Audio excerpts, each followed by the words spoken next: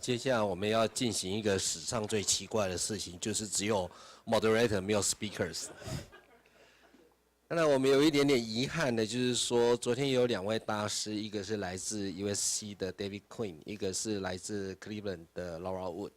那他们昨天有在，但是今天因为行程的关系已经离开台湾了。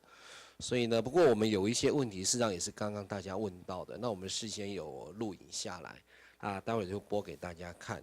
那整个的录影的时间大概有1个多小时。那我们今天没有那么多的时间，所以我们选了一部分拿出来放啊。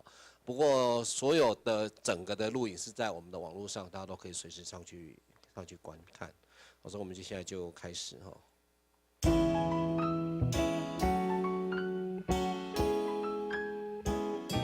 These questions are actually pre-specified. We have several experts from Taiwan who were asked to provide questions regarding IO therapy for GU cancers.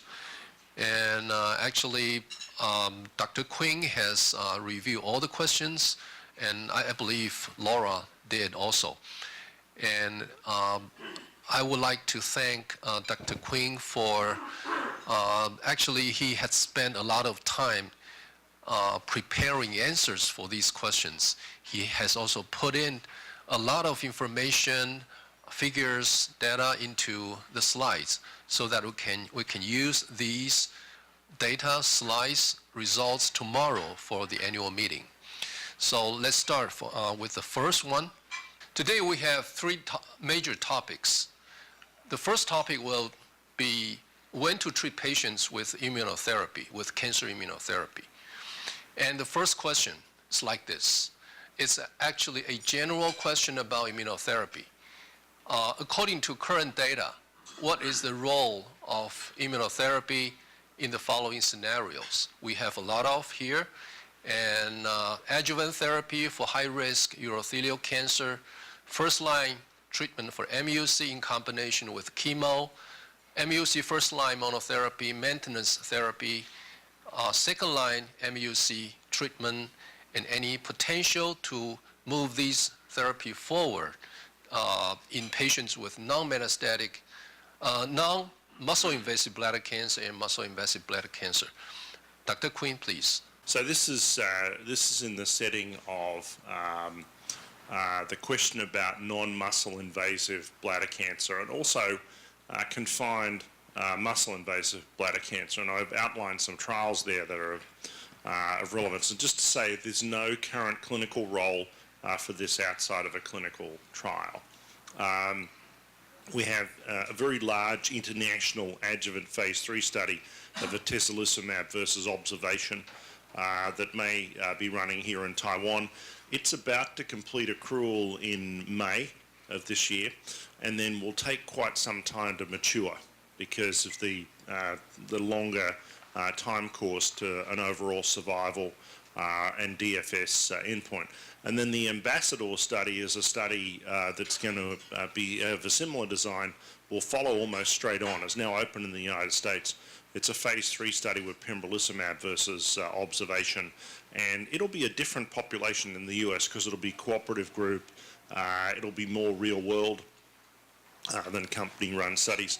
And then there's a University of California, San Francisco study from Larry Fong that we're trying to get off the ground at USC to do neoadjuvant before cystectomy for non-cisplatin eligible patients. And then in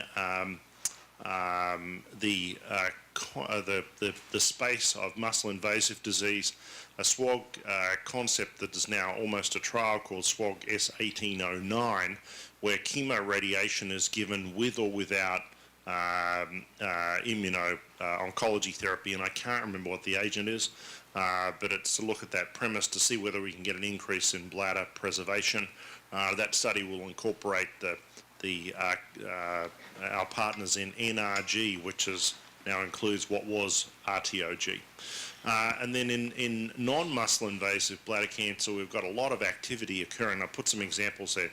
SWOG S1605 is a study of atezo in patients that have progressed subsequent to or on BCG.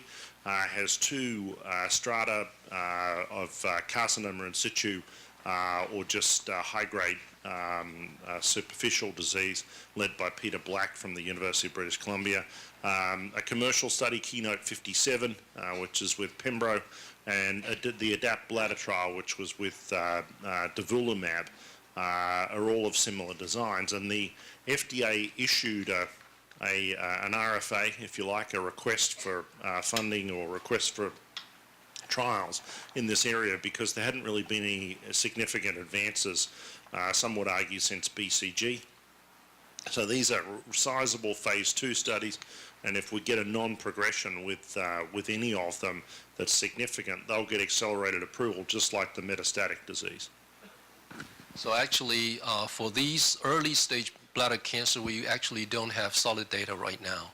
And mostly we're still waiting for data to coming up. Okay, and I also know you have several answers for some of these questions. Okay, so moving now into the first line. Well, the first line in combination with chemotherapy. So from that perspective, we have 3 important studies. The Danube study, which will look at solitary immunotherapy with CTLA-4 plus PD-L1 compared to chemo, which may change the way we treat the disease if it's positive, and we could see that later this year.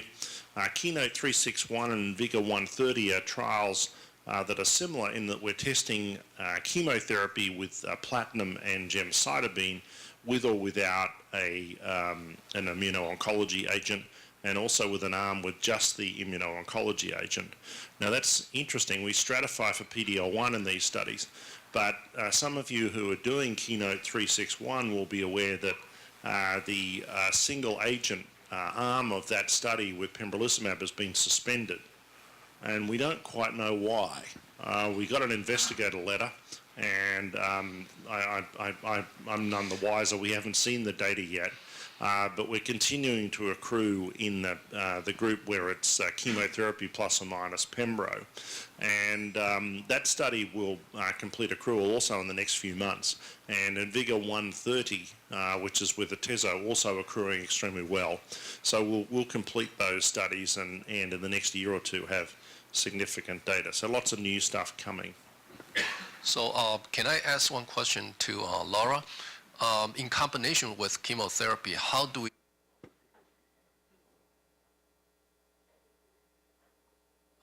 我这边有个问题，因为昨天这个 Dr. Quinn 他有提到说，在 Keynote 361这个 study， Pembro alone 那个 arm 被 suspended， 因为我们在场有 Merck 的人，不晓得可不可以回答这个问题。Keynote 361沈医师知道好，但是他不是 Merck 的人哈。我想应该不是说这个 Pembro alone 这个 arm 被这个 suspended， 而是说因为这个try 呢必须要做依据 PD-L1 来做 stratification。那如果说 PD-L1 的expression 量是比较低的这一组呢，它将来就不会再 randomize 到Pembro alone。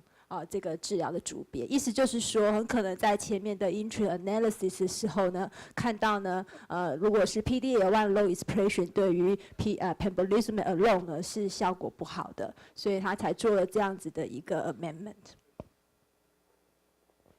那个蔡医师，因为我们在台大的话，就是刚好这个361是沈医师主持，那我只是在补充一下，我刚刚有一个病人，因为他的 criteria 是 CPS， 就是 PD-L1 的 CPS 大于10，然后希望就是说如果没有小于10的话，他病人就不再进入这个案。可是我刚好有一个病人，他是 CPS 小于10，可是他的肺消的还蛮好的，所以这边就是等一下我们可能还有一些机会再讨论这些 marker 的问题。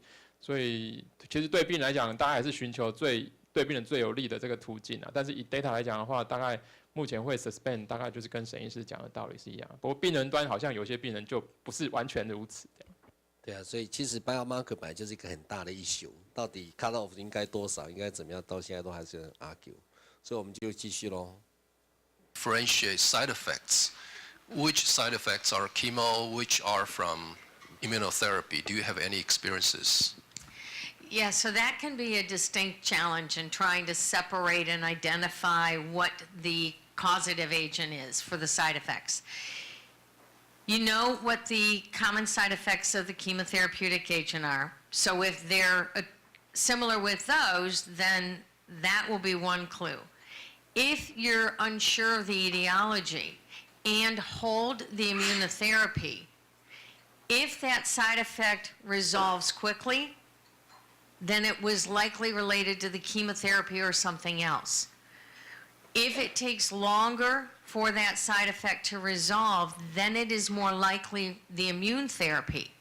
And of course, if it worsens and you have to initiate steroids, then it is much more likely to be the immunotherapy. But you really have to do the detective work, and there's a lot of collaboration that goes on with reviewing lab tests, imaging studies, the clinical scenario, in really having that discussion to do your best. But we're still learning how to determine that. Thank you.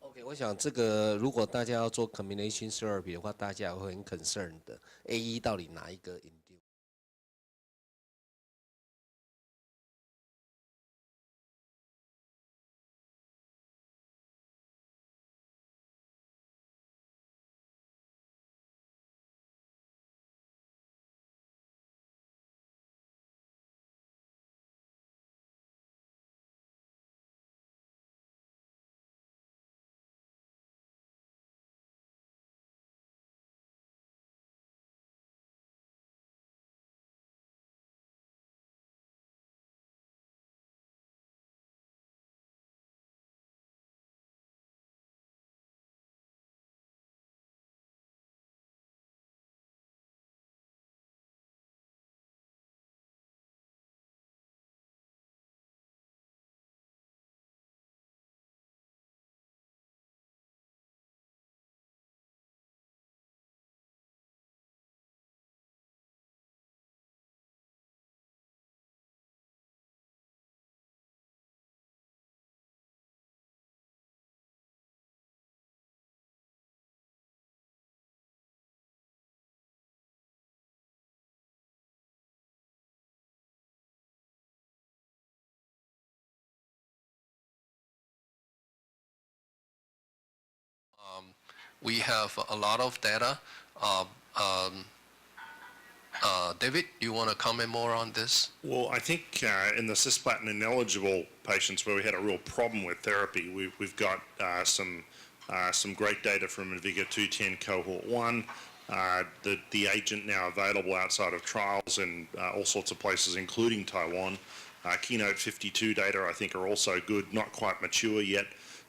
We'll see what that shows. And then for patients that kind of fall into the category of cisplatin ineligible or eligible, the combination of chemo, no current role, but those studies that I just talked about, Keynote 361 and Vigor 130 and the Danube to come, and I think it'll be considerable interest in the next year to see how they turn out.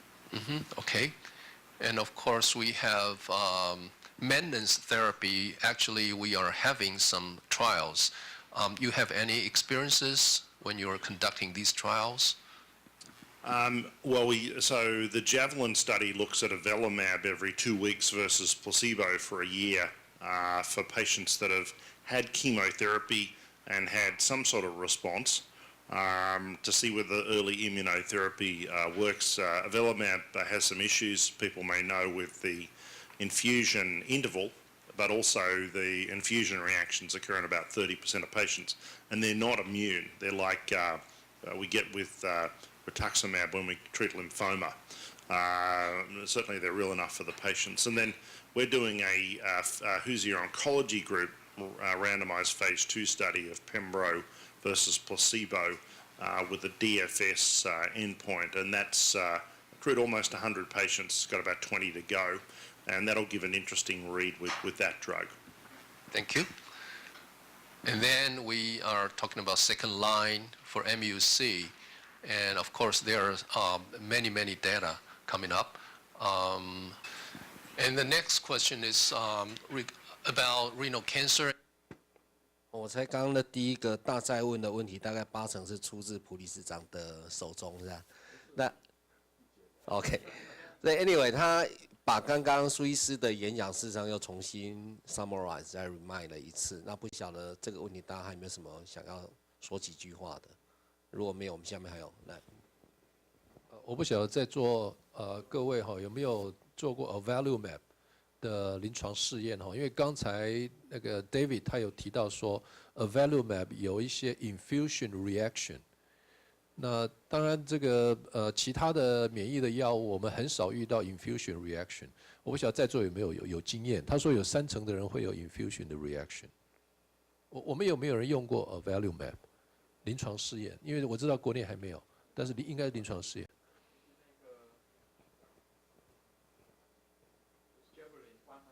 bladder 的那个 maintenance 的临床实验，但是我只有一个病人，不过那个病人还好。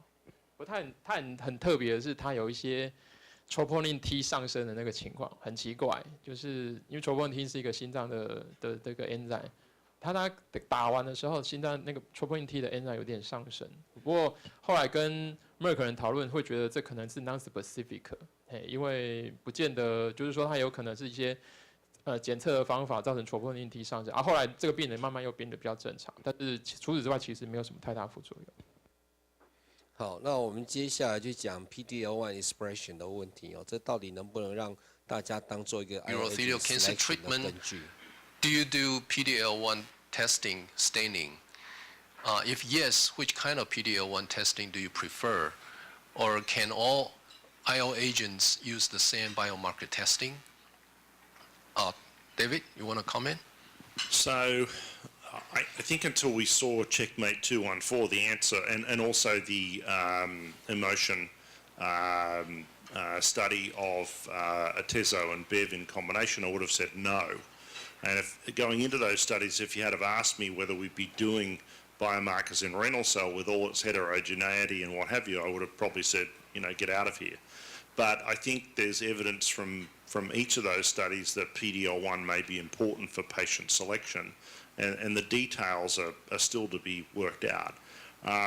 Obviously, we use different assays. We use the immune cell assay with SP142 for the patients getting Atezo.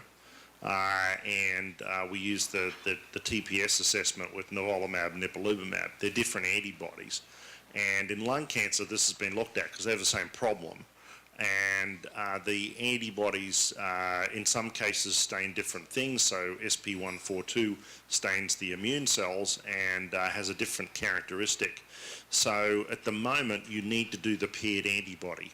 The one thing we know is that if it's 0 with one of them, it's probably 0 with all of them. So that's about as far as we've got. And we are doing this in urothelial cancer, but we have no data looking at a set of patients who've been treated with one agent, looking at the 4 or 5 or now 6 or 7 different antibodies. So it's a problem. And it may be about to get worse because we're going to have a wave of agents, treatments coming through that are VEGF TKI and an IO. And if PD-L1 of something predicts that, we may end up having to do 4 markers to work out what our treatment should be and spending a lot of time on it. So renal cell just got a little bit complicated and has brought pathologists back to the table. Metastatic urothelial cancer, routine PD-L1 testing I do not do. That may change in time. Every time I think I'm on certain ground at the moment, a trial result comes out and the standard alters. OK， 这个刚刚讲这种 PD-L1、PD-L 的 expression 的 staining 是大家争议最大的，因为不同的 study 用的不同的 antibody、不同的 cutoff， 那得到的不仅仅是不一样，有时候甚至是相反的。那这边 David 的意见是 RCC 他认为可信，那 UC 他认为不可信。那不晓得在座各位有没有什么意见要表达的 ？OK， sorry。 They're trying to say that for renal cancer, PD-L1 or other factors may be predictive factors, and for urothelial cancer, it's only a prognostic factor. Correct. Yeah. 大家有没有什么不同的看法这里的意思是说哈 ，PD-L1，David 认为它是 predictive factor for renal cancer， 也就是说 PD-L1 可以预测 IO 在 renal cancer 治疗有效没效，可以拿来做 selection。但是 for UC 呢，它就不能拿来做 selection， 因为有或没有 PD-L1 的 expression， 它可能都有效，或也可能都无效，所以它只能当作是一个叫 prognostic factor， 就是跟 prognosis 有关系的。有的话呢，如果真的用了，它的预后比较好，但是不能说有它或没它就可不可以拿它来治疗，就选择要不要用 IO 来治疗，是这样。所以现在大家在临床上也会这样子做吗？就是当病人问起的时候，你会根据这个，因为毕竟病人要自己花钱的时候，你们会建议他说你要做再说，还是说反正都不可信，打了再说？不晓得在座 MO 要不要表达一下意见？在 UC 的部分，其实 data 真的是还蛮 controversial， 因为如果我们看 Keynote 045，那它在 CPS 大于10跟小于10，那我们使用 pembrolizumab， 它的 response 是不太一样的。大于10，它的 outcome 确实还是比小于10的病人来得好。那不过在atezolizumab 在的21的部分，其实如果 IC23的话，它 response rate 大约会是 IC23大概是23到25% 左右。可是如果你是 IC123加在一起，那它的 response rate 从20几%会掉到大概14% 左右，所以似乎有一个 trend， 但没办法看得出来。那 checkmate 032的部分，如果你看 PD-1 L1 大于1或小于1，其实两组都有效，所以我觉得这边是还蛮 confusing 的。我目前也没有这样的一个好的 answer。那 prognosis 的部分也是蛮有趣的因为如果045的 data， 我们看那时候是看 TPS 大于10，那 TPS 大于10那一组是两组的 outcome 都不太好，都会比TPS 小于10 median survival 都比较差。可是如果看210 Vigor 210的部分，其实又没有 difference， 所以这个 PD-L1 的 antibody 的 standing 在 UC， 我觉得目前真的没有一个 consistent 的 data。我提供一些想法，抱歉，我提供一些自己想法哈，因为我知道在高一的话，现在病理科他一直都很想开发这个一些 biomarker 那当然 PD-1、PD-L1 的一些 immune staining 他们都认为可以做，因为不会只有一个 UC 在或者是有些 cancer 或者是那个 GU cancer 嘛全部的 cancer 都会用到，所以我觉得那一部分可能在 GU 方面没有什么角色，但是如果就病理科医师来看的话，我看他们是一直觉得那个是 maybe 是一个 factor 所以那个可以考虑那另外礼拜3晚上，事实上Dr. Queen 他有到高雄来那天其实我们跟他有一个开会，有跟他讨论那包括刚刚谈的 maintenance 或者是刚刚讲的这个 PD-L1 的这样子一个 testing 他的意见大概是跟这个没有错不过他特别提到一个 tumor mutation burden， 也就是提到说他们在目前在做的时候，他们也都会考虑。我想普兄哥说等一下有，所以我想我就不特别再讲意见有减进来吗？tumor burden 有减进来吗？好像没有的话，好像没有。对。不过是这样，我是很希望说未来我们这些厂商可以提供这样子的 testing。虽然每一家厂商用的 antibody 用的检测方法不同，但是你都提供。如果有提供，而且它真的是 predictive factor 或者是 prognostic factor， 那你都有提供的话，我相信对于台湾民众的选择的话是比较好的。我相信他们做得到，因为他们当 CA 就是这样子他们付钱让我们做 test， 然后病人才能够用药，所以这个是很现实的问题，所以各位朋友看着办吧。完蛋了，这个有录影的。I mean on this figure. So this is from Bob Motz's update, or actually initial presentation of in motion 151.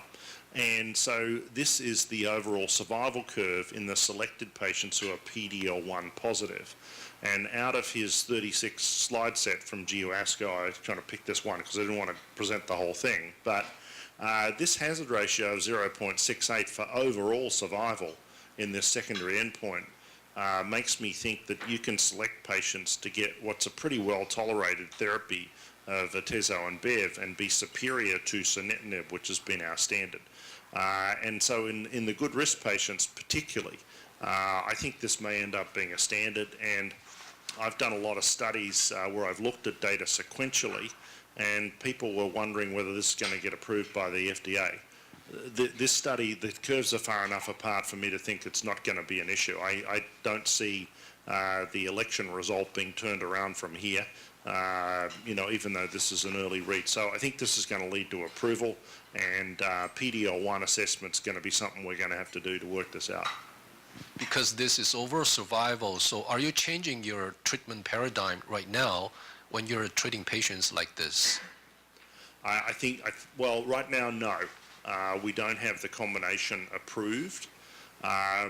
We could try and get it. I think that if the data were filed, I could try and get this in the United States, and I haven't pushed the envelope on that. From that perspective, that's a little bit different to IPI and Nivo. And so for IPI and Nivo, we've started requesting, and we have our 10th patient on therapy now with the combination of Nivo and IPI. They're both approved drugs, Nivo obviously in renal cell cancer, and so that's changed my treatment paradigm for intermediate and poor risk, and I think we might have a slide to look at that. So this is a kind of a take on Checkmate 214, and this is overall survival in patients that are selected to be intermediate and poor risk. Now you can see here a victory for Nivo 3 and IPI 1. So it's low dose IPI. That's important because the toxicity is much less. Back in the old days, giving IPI 10 milligrams and originally not being able to give steroids on the trial was pretty terrifying. This is not without its toxicity, but nonetheless is manageable. So this in the intermediate and poor risk beats sunitinib. So the standard that's been up against all these other things is at last being beaten in overall survival. So this has changed my practice. So I'm starting to use this. What happens in a practical sense, and Laura can comment on what's going on at Cleveland, kind of on the East Coast, but we can get nivolumab approved by the insurers in the first line. So they'll approve nivolumab and they'll say, we're not covering the IPI. And so what happens is that the bar for patient assistance is kind of like Taiwan, right? It's based on income, is actually pretty high. I think it's maybe $125,000 a year. And that incorporates something like 80% of the population, if you look at them, and virtually all Medicare beneficiaries, what have you. So for the BMS assistance to get IPI, which is a relatively small dose compared to what we've done, we fill in the forms, and we usually, it's provided at this stage by BMS because the filing's current, and we have to provide some paperwork stuff for them, but it's actually fine. Just to be clear, in the good risk patients, sunitinib beats Nivo-IPI. So there's a biology there, how PD-L1 fits into all that, because PD-L1 also predicts response to the immuno combination. We have to work that out, and we can have further discussion about that. For all the audience here, if you have any questions. 这个刚刚也是有人问到阿光的问题，那不晓得大家还没有什么意见要讲的，就有关这个药物的选择。这就是刚才提到说，就是现在这张 slide， 这张 slide 是 Nivo 加 IPI for intermediate risk 跟 poor risk 的 renal cancer。那他认为他现在已经开始在用新的治疗了，已经打败了苏腾，所以他现在已经开始在用 IPI 跟 Nivo。但是前面那张 slide， 可以再回上一点点吗？回一点点。前面那张 slide 的话，它是atezo 加上 bevacizumab in overall survival, so obviously in renal cell cancer. 对，这张的话，他说虽然的确也打败了 sunitinib， 打败了 Sutent， 但是他只有在 PD-L1 positive 的病人，所以他相信这个最后也会成功被 approve，但是它现在还没有开始正式的使用这件事情。好，那也许将来 approve 它会使用。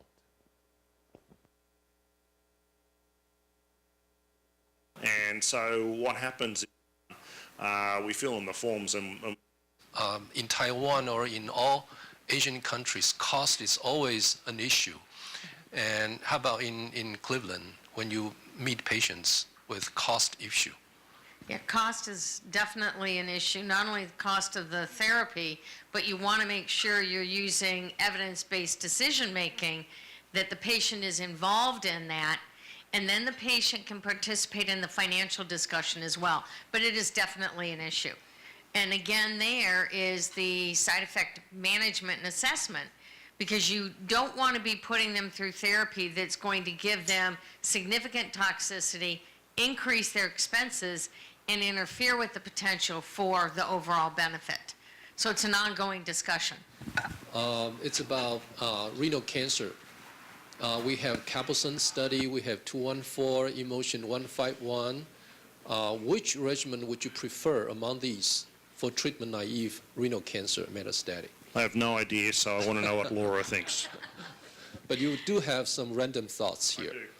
Yeah, and I think the decision is up in the air. I don't think there's any evidence-based detail that we know to this point to make that decision. So it's really more clinician or comorbidities that will impact the treatment. So I just want to say that these three therapies are fantastic in their own way. So, but it's a real challenge working out how to use them, manage the side effects, etc. And so, how do you select? Well, patients that have bone mets may do better with cabozantinib, for example. And so in the two cabozantinib studies, CaboSun, which is the first-line alliance study, and then Meteor, which was the second-line study against everolimus, where it produced an overall survival advantage. If you look at the forest plots, the patients with bone mets actually did better in both those studies with cabozantinib, and MET's important for bone mets. And so from that perspective, I'm starting to kind of use that as my first-line go-to when we've got spinal cord compression or bone mets or what have you. I think there's an evidence base there. The standard TKIs like sunitinib and pazopanib still have a role, and I think that particularly in good risk patients, and from that perspective, so I'm going to reverse it, but I may be shot by the AV people. So Nivo-Ipi in intermediate and poor risk is interesting, but overlaps exactly with cabozantinib, where we have no comparative data. And then the selection using PD-L1 for the atezo-bev is very kind of interesting. So I don't know what we do with this. Will the market become segmented up, and we're going to need a rationalization? But I'll be using each of these three therapies. I just need to work out in whom. And then there's another question, do I still give interleukin-2? Well, the answer is we've decided to continue our program mainly with research studies, and I seem to be being referred more patients for interleukin-2 because other centres are not giving it as much, and it's still a curative therapy, but very toxic. So you're trying to say well, actually, most of centers do not use interleukin-2 anymore, but you're still using it. I know that in UCLA, or there are also Kabinovar, Dr. Kabinovar, they are still using it. Well, Dr. Kabinovar has gone to the dark side. After 25 years at UCLA, he took his pension and he went to work for Genentech. So he's left practice. And he still calls me periodically. And their interleukin-2 program continues. They're a bit less busy than us. It tends to be run by the fellows, whereas I'm up nights running our interleukin-2 program, which I'd prefer not to be. But we've looked at what the immune response is to the new checkpoints and to interleukin, and it's different.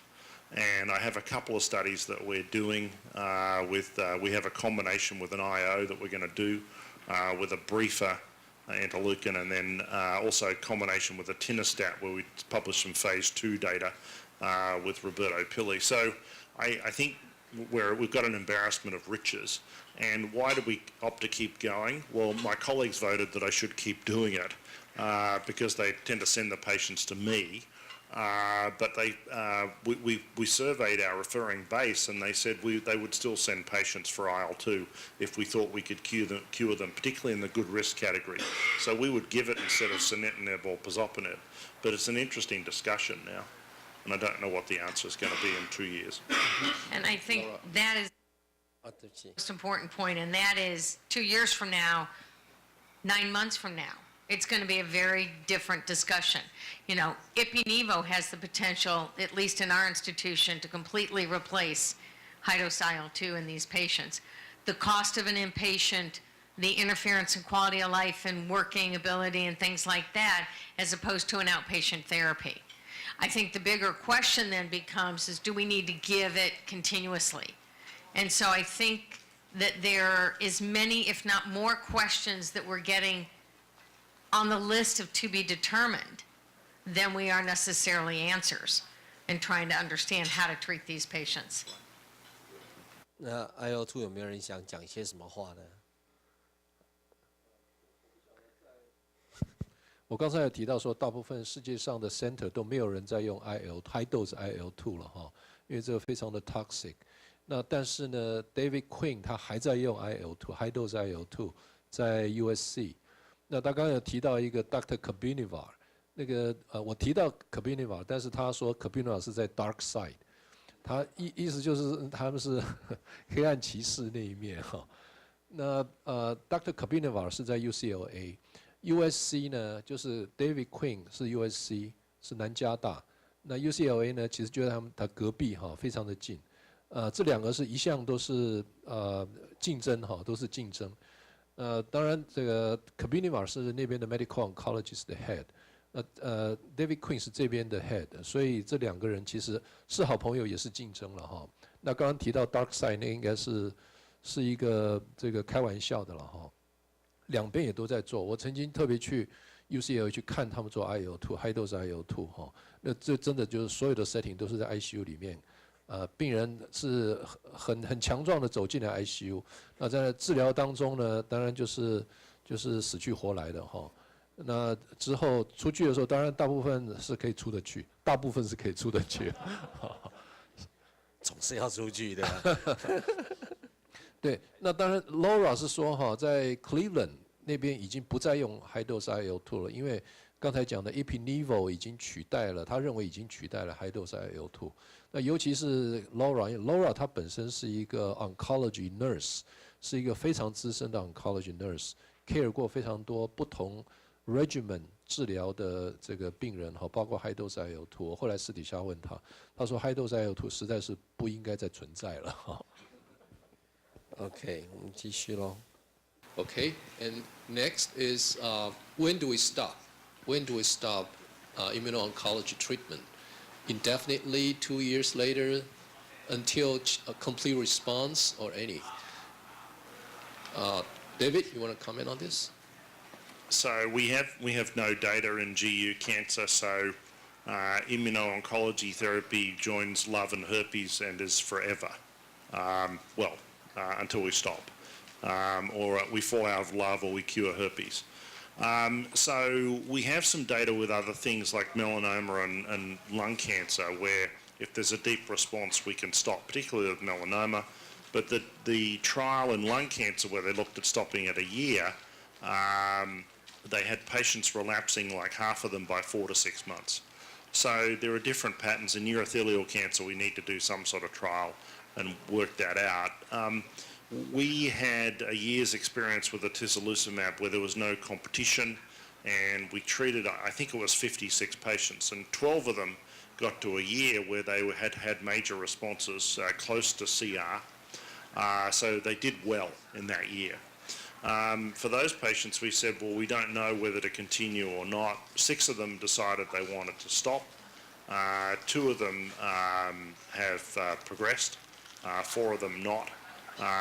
And then we've got a responder to a re-challenge with atezo, and another one got another agent at a different institution, which is not one of the ones I would have picked, but they're stable, and it may be too early to tell in that patient.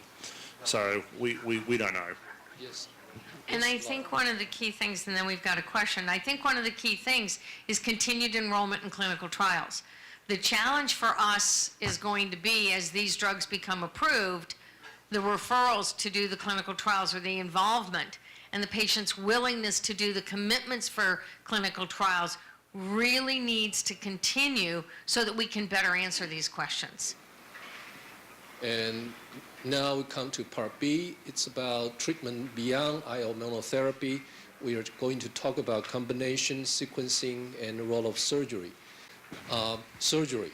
What is the role of surgery? We know cytoreductive nephrectomy for renal cancer in the era of targeted therapy and immunotherapy, the old immunotherapy. How about here, IO era? Well, a lot of comments from David. Sorry. So I think we got to the point where if you got into the elevator at UCLA or USC, you got your kidney removed. If you you came out, you only had to go 2 floors, and whoops, the kidney came out. Hopefully, they took the right one out. But the CERTIME trial, which was led by Axel Becks in Europe and accrued very slowly, looked at patients getting sunitinib and randomized them to get early cytoreductive nephrectomy or late, waiting 6 months. The results, whilst closed early for lack of accrual, are sobering, because a lot of patients who have high volume disease and get a cytoreductive nephrectomy never get to systemic therapy. And the early death rate was something like 30%. And these are at good centers in Europe. So I think the role for cytoreductive nephrectomy right at the beginning is unclear with targeted agents. It's also unclear with the new novel immuno-oncology agents, and may still have a role if you're going to use the older immuno agents in your practice. For patients with metastatic disease, I like to give them immunotherapy and resect, unless they've got a few lung mets that can be resected, and we've got data that suggests there's a benefit. So I'll pick a patient who's got some metastases, give them interleukin-2, try and get a response. If it's not a CR, I'll resect them aggressively, whereas I won't do that with VEGF drugs because I think we're just temporizing. So you stop the VEGF drugs, the cancer grows again. With the new IOs, I don't know, but we are resecting regularly for patients on chemo with urothelial cancer if they have a response in lung or lymph nodes, and they can often do quite well. So in the setting of the new IOs, what do we do? Well, you can give an IO and watch for response and then potentially resect. I think that's okay. But you've also got this mystery ball of what's happening in the tumour. If they got immunoactivation and no tumour, do they have tumour that's actually growing that you can't see? And so for residual masses, we're now looking at our trial protocols of allowing them to be removed, which is what we do with chemo. So that's a bit of a change. And I don't know where we're going with this, but I think surgery has a role. We just need to redefine it. Okay, thank you. 这个就跟刚吴院长讲的一样哦，站在外科医师的个性，只要这个病人还 fit， 然后我们认为这个有机会把它切除，大概我们很难抗拒那样子的诱惑。我不晓得有没有不同的意见出来，虽然没有什么 evidence base。刚才一开始那个 David 讲个笑话，他说不管你在 USC 还是在 UCLA， 你从2楼走到4楼，你的肾脏就不见了。所以要绕过那里才行。OK。Move on. The last part, treatment after IO. So how do we evaluate pseudoprogression? Now, is the pseudoprogression, and the answer from David is clear. It's most pseudoprogression is progression. David, you will have more comments? No, I think it's overcalled. You see it more in melanoma and occasionally in renal cell, but in urothelial cancer, and I've I have a handful of patients who've had pseudo-progression. They've usually been scanned too early. Okay, this question is for Laura. How do we differentiate diarrhea and colitis when patients are being treated with immunotherapy? Yeah, I think that's a very good question, and I think the most important way to do that is, number one, with the assessment. Is the patient been compliant with their antidiarrheals? If they're due for therapy, then hold the immunotherapy if the diarrhea is grade 2. If the diarrhea with continued use of supportive care improves, and even if the patient's able to discontinue the loperamide or the other antidiarrheal agents, then it's likely not immunotherapy. The immunotherapy-related diarrhea may linger longer. It may improve slowly, but not as rapidly as non-IO-related diarrhea. And so that's where early follow-up will help identify that. Another way to help evaluate that is either colonoscopy or now more commonly CT imaging. So there's data now that demonstrates if you do CT scanning and you see mucosal changing in the colon, that can indicate the inflammation. And there you would have an easy, accessible way to identify the immunotherapy-related diarrhea or colitis. But otherwise, it's really going to be more an overview of the course of the diarrhea. Anything to add? I think that's a pretty good summary. So according to the CT images, how many percentage of patients would have a mucosal inflammation if they're receiving IO therapy? I don't know that there was a specific in the article that I reviewed. I don't think there was a specific incidence.